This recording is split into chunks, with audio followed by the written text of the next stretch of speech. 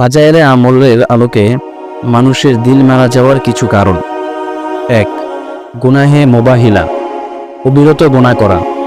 নিয়মিত পাপ করতে করতে এক সময়ে অন্তর পাথরের মতো হয়ে যায়।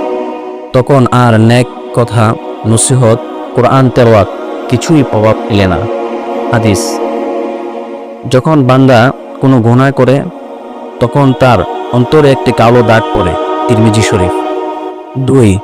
দুনিয়ার প্রেমে মগ্ন থাকা, দুনিয়ার ভোগ বিলাস, টাকা পয়সা, খ্যাতি, নারী, ভ্রমণ ইত্যাদির মোহে ডুবে গেলে অন্তর আল্লাহ থেকে দূরে চলে যায়।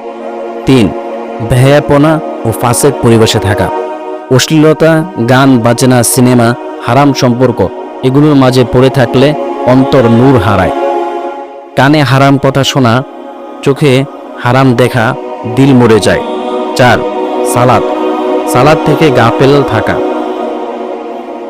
নামাজ না পড়া, অলসতা করা, মনোযোগহীন নামাজ অন্তরে রোগ সৃষ্টি করে। ৫. সুন্নতের বিরোধিতা করা, নবীজি সাল্লাল্লাহু আলাইহি ওয়াসাল্লামের সুন্নত থেকে মুখ ফিরিয়ে নেওয়া, আত্মা দুর্বল হয়ে যায়।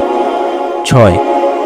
অলসতা ও জিকির বিরোধিতা, আল্লাহর জিকির না করা, তাসবিহ ইস্তেগফার ভুলে যাওয়া, আত্মা শুকিয়ে যায়। ৭.